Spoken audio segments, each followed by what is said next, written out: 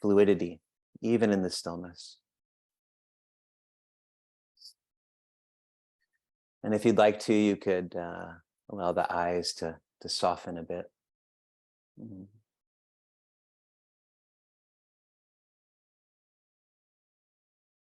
Mm. And just drawing attention to just a gentle flow of the breathing.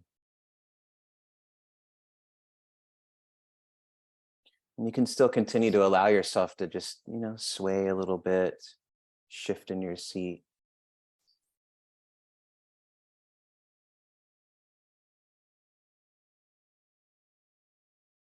Ground. Mm.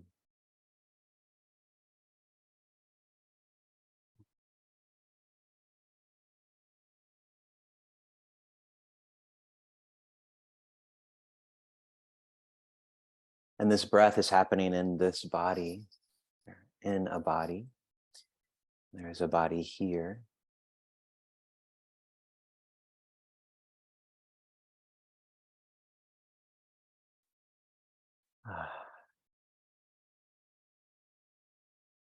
This body is mostly fluid. So perhaps feeling into that fluid nature of the body.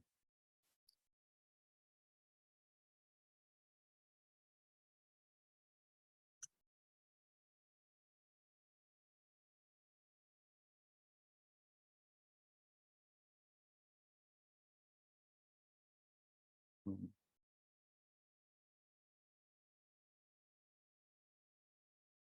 And this body is in space, open space, constantly changing, moving, flowing.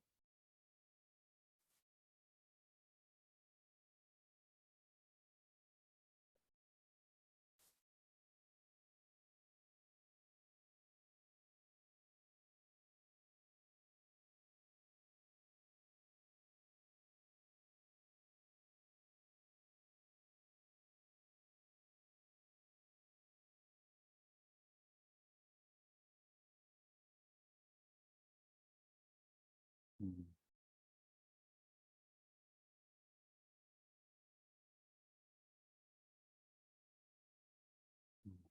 We find our way, find our place in this ever-changing, moving, fluid reality.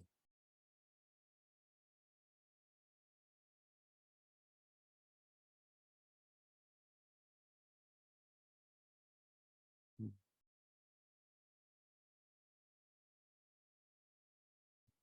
Let's take a nice big inhale through the nose, filling up. And a nice long exhale out of the mouth. And again, inhale.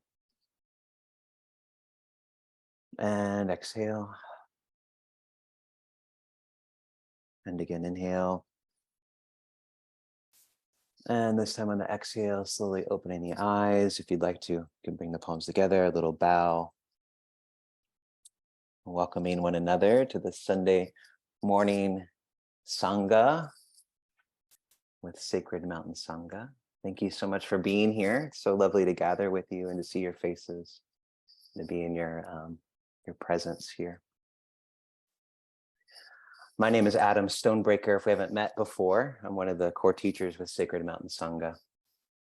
And just to bring in, originally Gulu Singh was supposed to teach this session, but he had to, I think yesterday, rush to Phoenix to be with his father. His father is going through some sort of health situation. We don't know any details or anything like that. So just sending some good wishes and some good thoughts and some positive energies towards Gulu and his family this morning, afternoon, evening.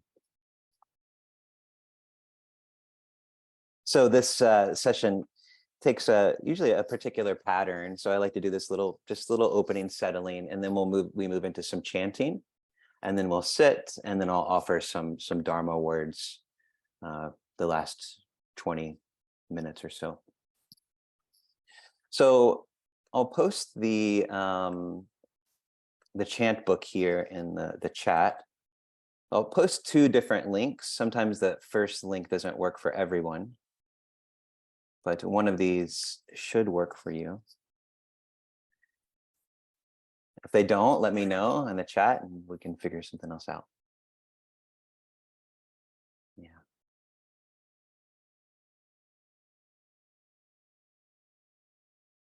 And in the chant book, we will start on page 3.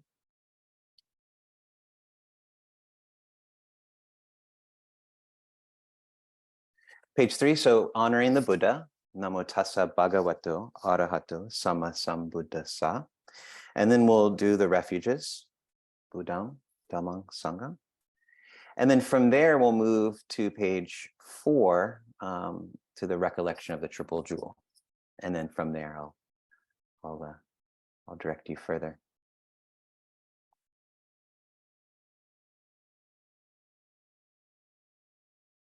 All right. As the Buddha said in the Mangala Sutta, honoring that which is worthy of honor. That's what we do with this opening chant. And so it's an homage or an honoring or returning to our true nature, or honoring the teacher, the Buddha, however you want to look at it.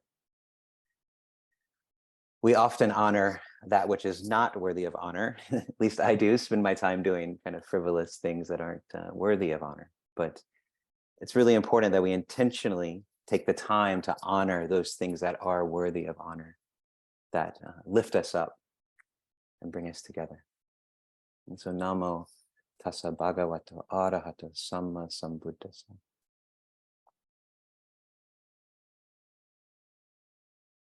Namo Tassa Bhagavato Arahato Sama Sambuddhassa. Namo Tassa Bhagavato Arahato Sama Sambuddhassa. Namo Tassa Bhagavato Arahato Sama Sambuddhassa.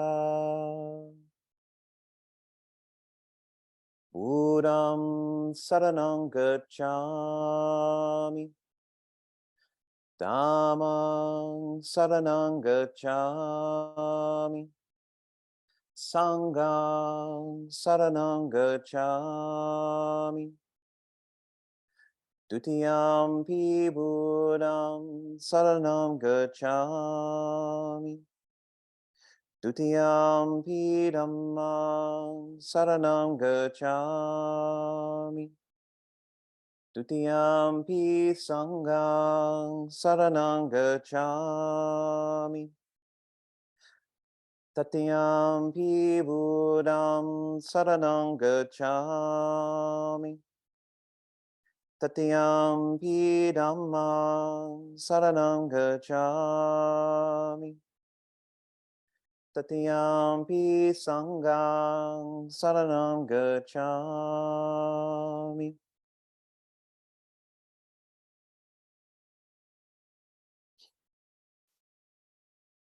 Page 4.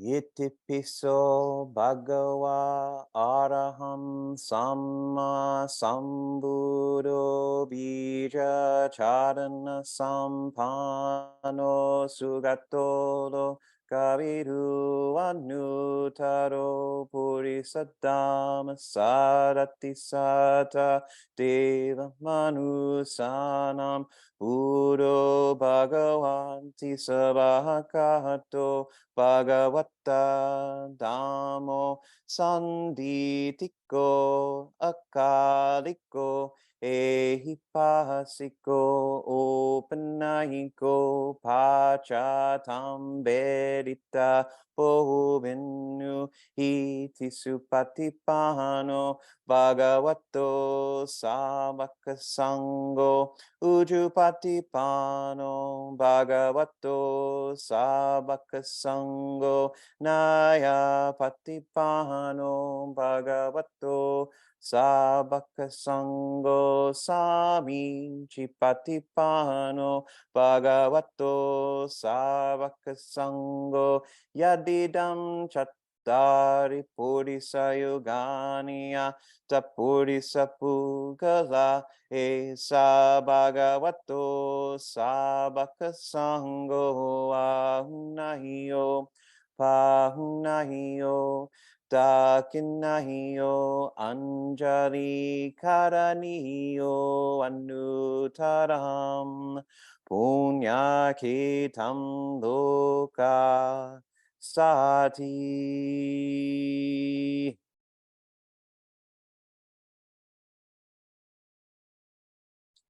Let's just pause here for a moment.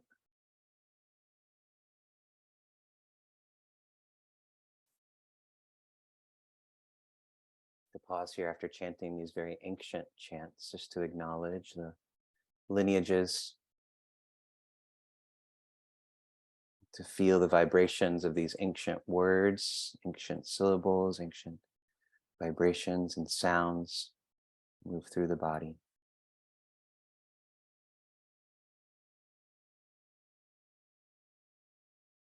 Same words, vibrations, and sounds move through millions and millions of practitioners over thousands of years. So connected, this long line, a preservation of the teachings.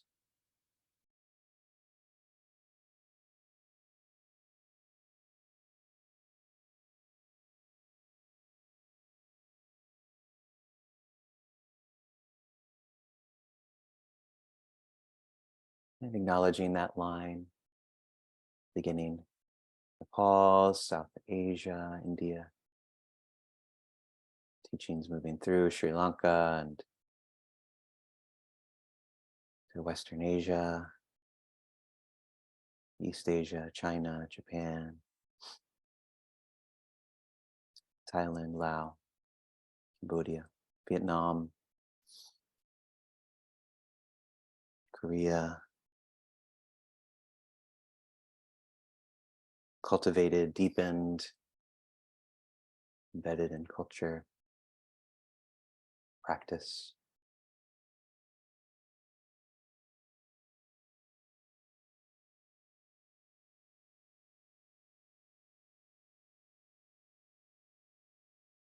Moving into all continents and countries around the world, so all may have the opportunity to hear, study the Dharma.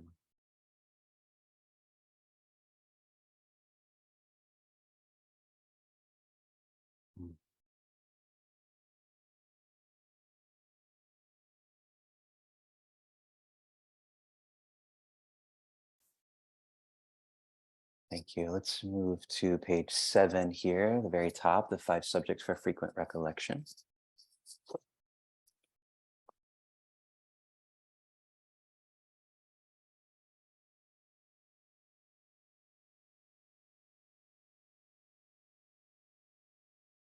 Now let us chant the 5 subjects for frequent recollection.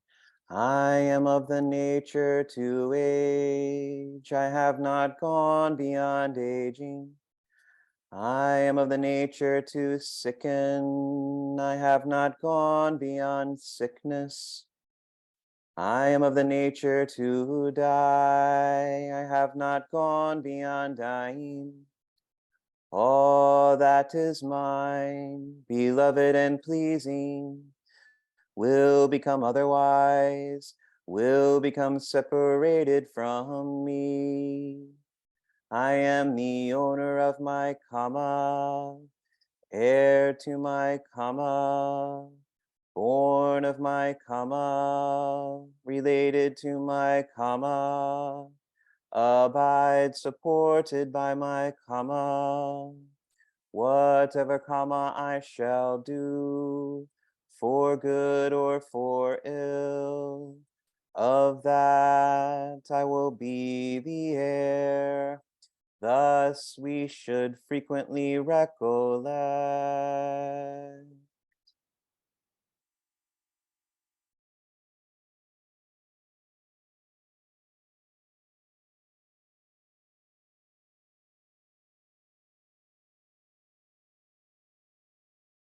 Move to the Great Compassion Mantra on page 12.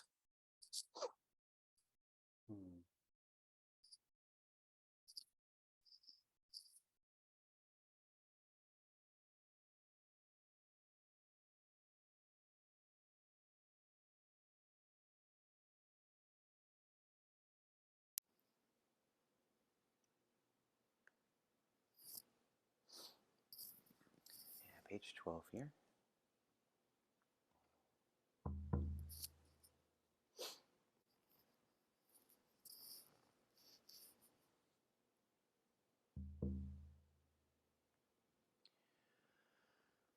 Namo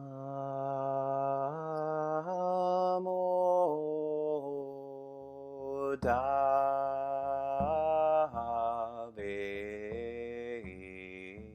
Quan Chur Yin Bu Sa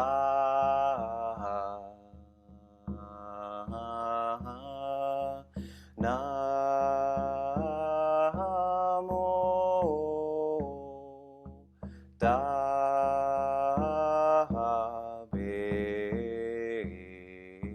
Quan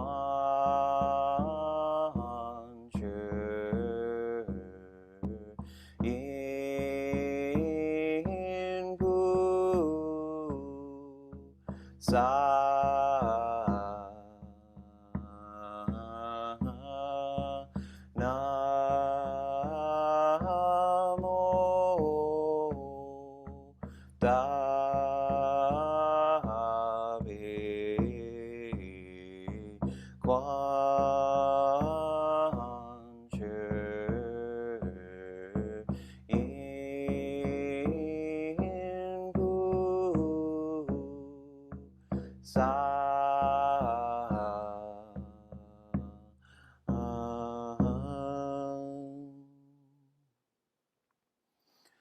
Namo Halla Dano Dola Ye Namo Ali Polu Jedi Shao Bola Puti Sato Paye Moha Jaluni Jayen Dansa Panna Paye Soda Noda Shen Namo Shiji Toi Mongali Polu Jedi Sherfo La Lung Do Ba Namo Nula Ginger Moha Pandu Samme Sappa Ditto Shupang Asher Yun Sappa Sado Namo Passado Namo Pachemo Patado Tanana Padu Shiru Jadi Jaladi Shiri Moha Buddhi Sato Sappa Sappa Mola Mola Mushi Mushi Yun Julu Julu Jamang Dulu Dulu Fasha Yedi Moha Fasha Yedi Tola Tola Dilini Sherfula Ye Jala Momo Famola Mudili Ishi Ishi Sherna Sherna Wala Shandola Shali Fasha Fashan Bula Shaye Hulu Mola Hulu Hulu Shili Sola Sola Shili Shili Sulu Sulu Putti Putti Putto Putto Lie Nola Ginger Dili Shiny No Payam Mono Supa Shito Supa Moha Shito Shito Yu Sherpana Supa Nola Ginger Supa Mola No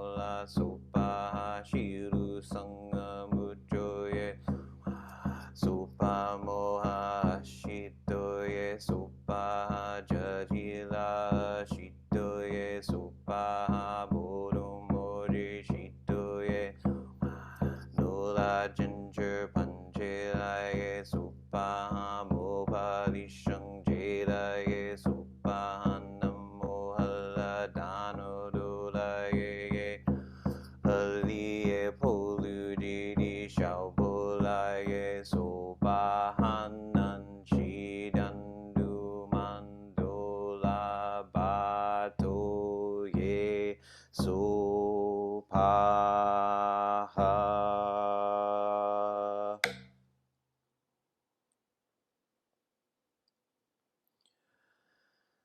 Namo Kwanchen Usaona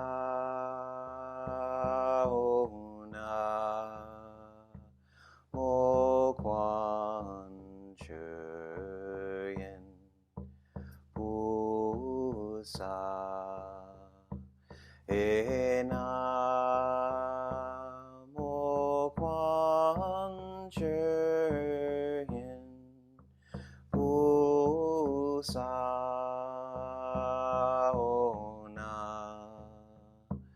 Mo Kwanchen Usa Enamo Kwanchen Usaona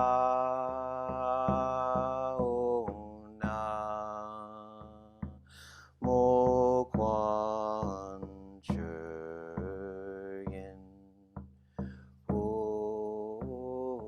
Usa.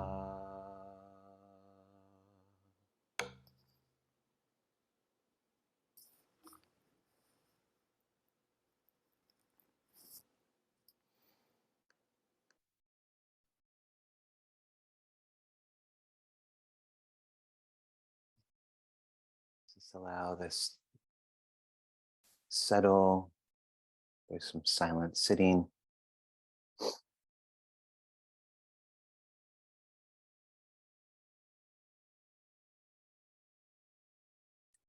Continuing the work of the chants here.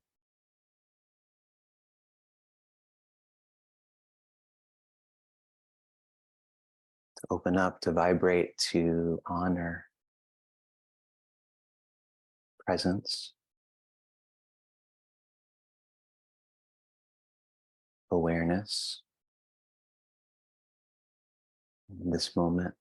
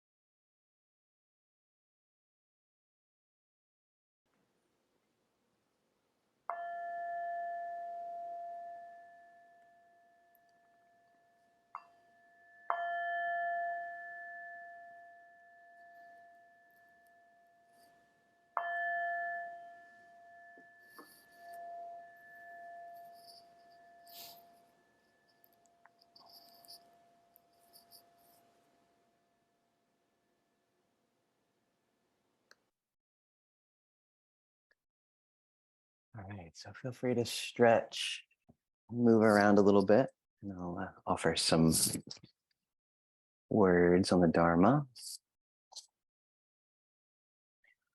Something I forgot to mention at the beginning was that we officially end at 1, but if you'd like to stay on afterwards, we have a little Q&A for 15 minutes or however long it takes to answer your questions. So if you have the time, feel free to stay on and have some discussion.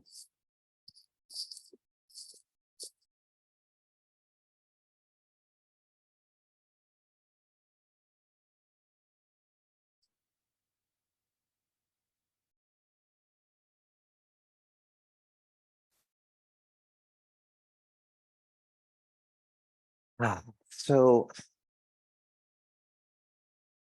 what I want to share today is a little bit unformed, and it's still kind of coming together in my mind, but I just thought it was something that was timely and needs to be brought forth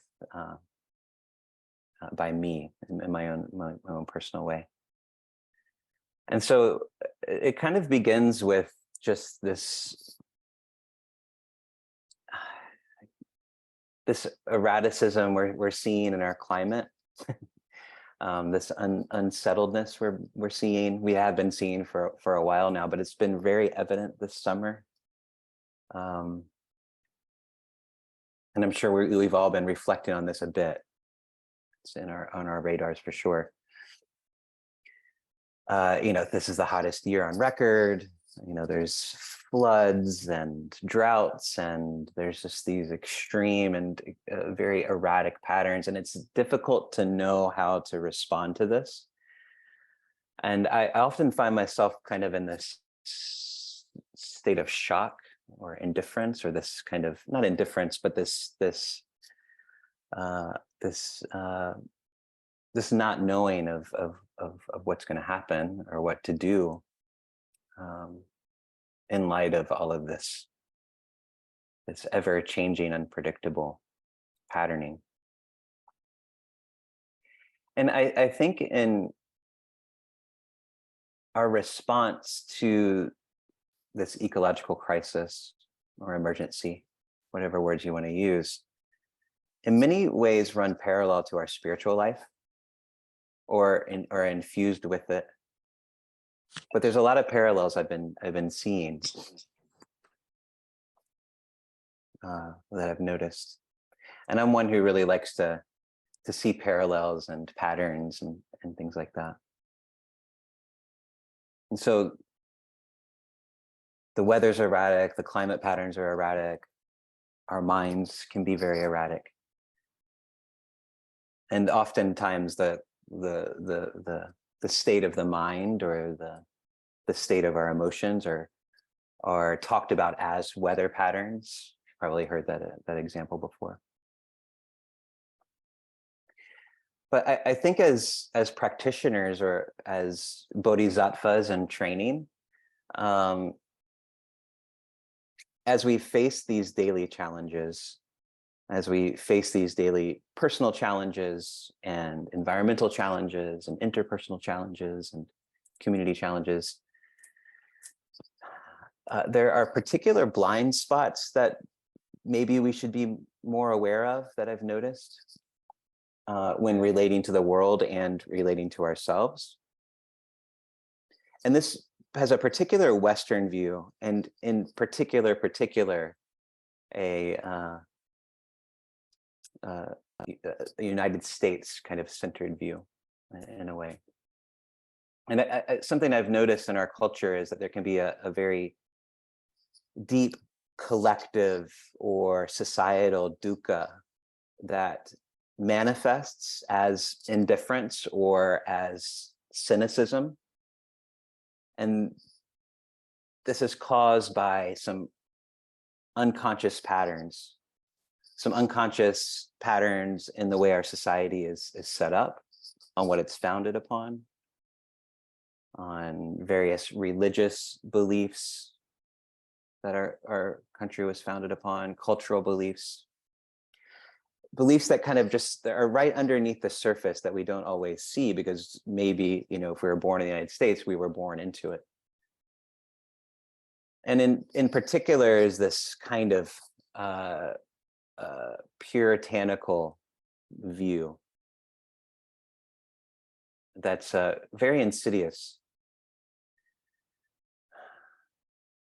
And I think there are two kind of aspects to this, two traps that we can find ourselves falling into.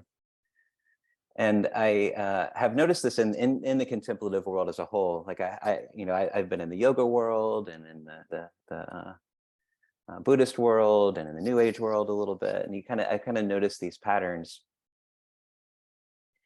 And we're all aware that within a theistic belief system, say like a dualistic Christianity or something like that, there can be this really kind of damaging way of going about living our lives, which is this sense of eventual transcendence. Like we're in this life and eventually we don't have to live this life anymore. You see this in a lot of belief systems, but there's this idea that the whole goal of this life is to transcend this body or to transcend this life. And if I do the right things, if I'm good enough, I'll eventually, leave this earth and, be taken care of. And this can seep into our psyche. I've noticed it in myself. And what this does is it can take away from the urgency that the moment requires. And it can allow us to get maybe a little bit too comfortable in our lives.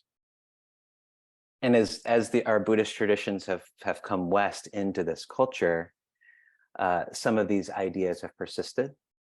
So under kind of a wrong view of enlightenment or of nirvana, like my only goal is to sit here and to work on my own mind, and eventually I'll kind of transcend this world.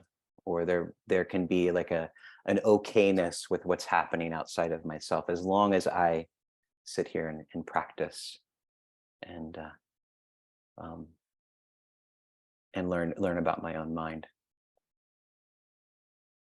And this isn't always a conscious activity, but it's a very much a conditioned pattern of our culture. And the Buddha talked about this as these extreme beliefs of nihilism and eternalism. So the eternalism is kind of like, in terms of like a soul that lives for eternity. This person, this me, this atom lives forever in eternity.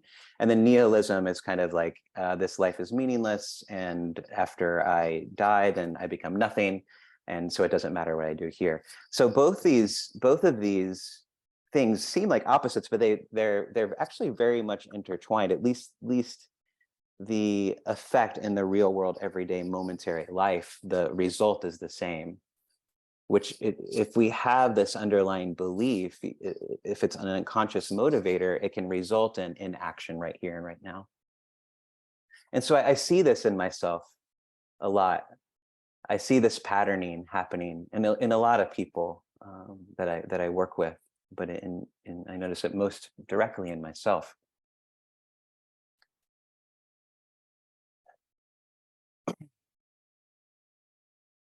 And I this is why the Buddha talks about this middle path between the two.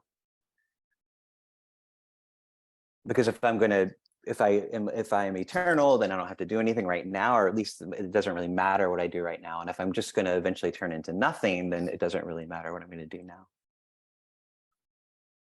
And so I talked about, there's two different traps that we can fall into. And so this first trap is like the hope for an escape or this eventual transcendence.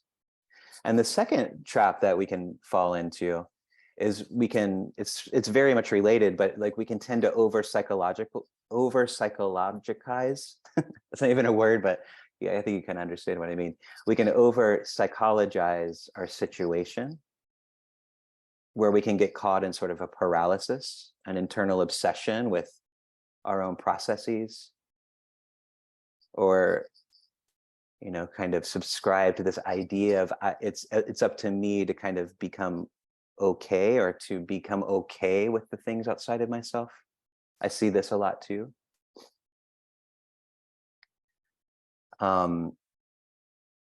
This idea of creating peace and harmony and positivity, this kind of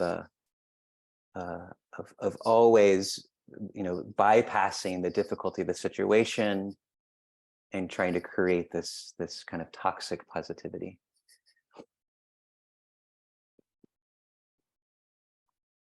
And when we see injustices or the climate crisis or all of these things, this isn't something to harmonize with or to come to terms with. I believe in the Buddhist way of seeing the world, it's something to respond to.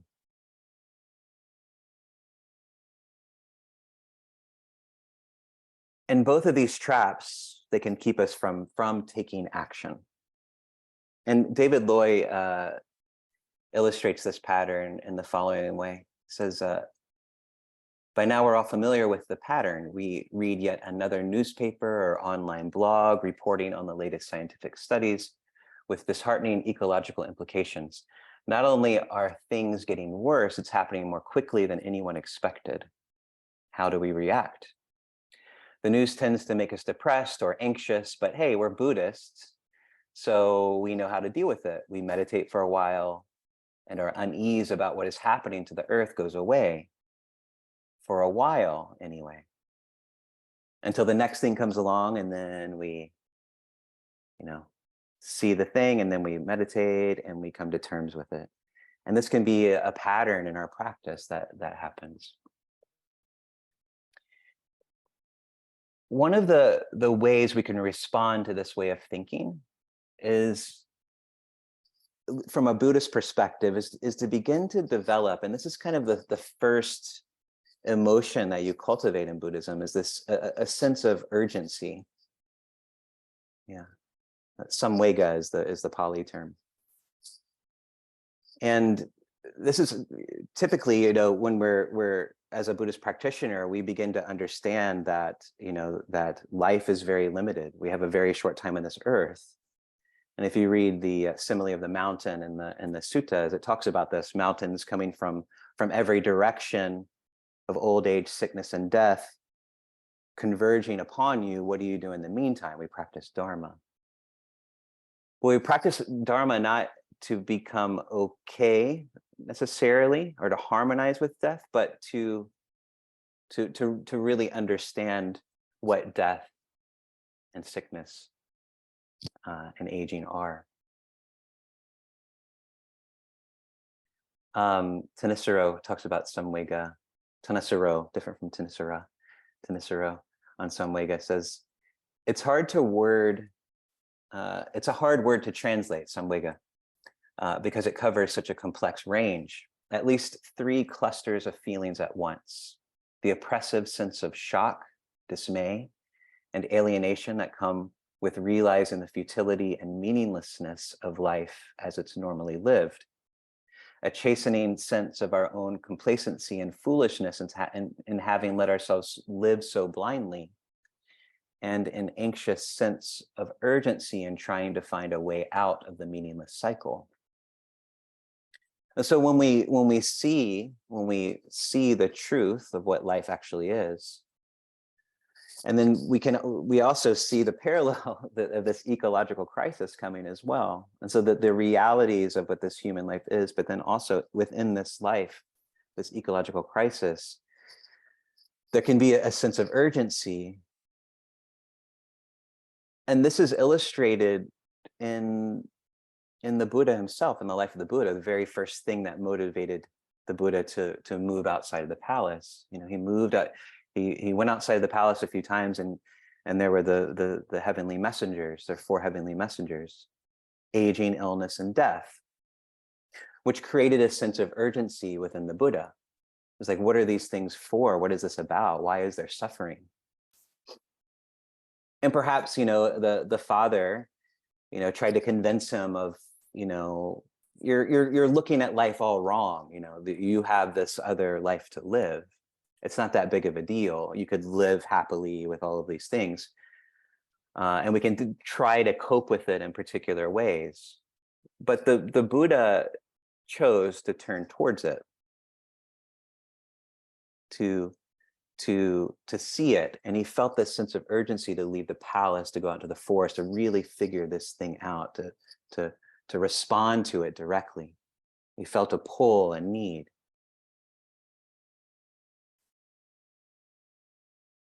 But those are only the 3 heavenly messengers. So if we only have a sense of urgency, this can easily turn into isolation or despair or cynicism or nihilism. Can easily do that. So if there's only urgency, it's not a necessarily skillful thing. What's interesting is there's this other quality, this other emotion that can balance this urgency, this sense of urgency, which is this term pasada. I don't know if I'm pronouncing it correctly, but pasada, Pasada, which means clarity or a serene confidence. I like to kind of think of it as having an aspect of hope to it. And so this is how I kind of see like the ecological crisis in many ways running parallel to our spiritual life, because with we have a sense of urgency, but we also need a sense of clarity and serene confidence. And this is what the 4th heavenly messenger offers to the Buddha.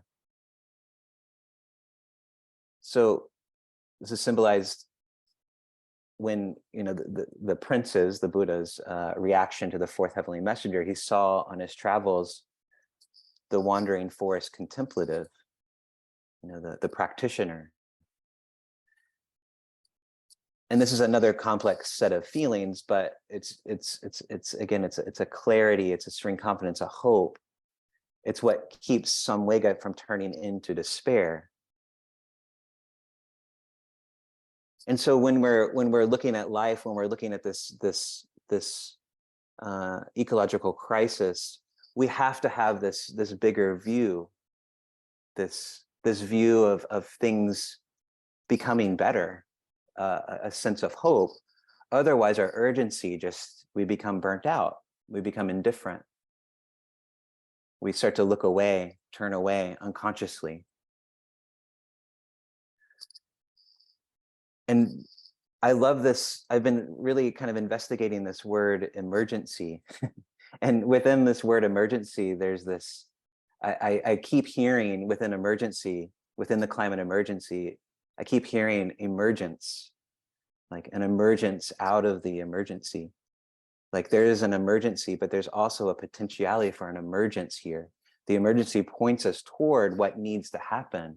And then there can be a hope or a motivation to see things in to have a greater vision, to have a more positive vision, to pull us along in our urgency.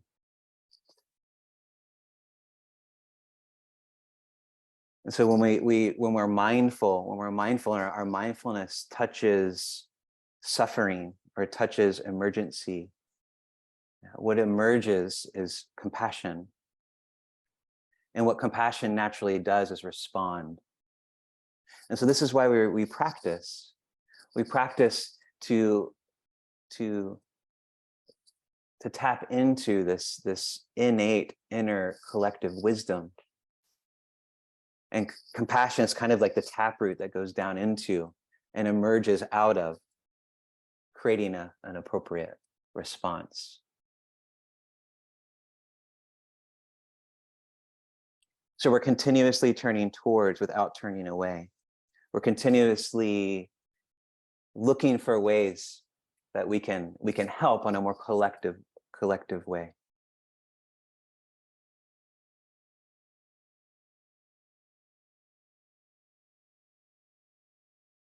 We turn towards seeing that things are out of balance, that suffering is happening. And the more we practice, the more trust and confidence we have that this inner wisdom will arise. Yeah.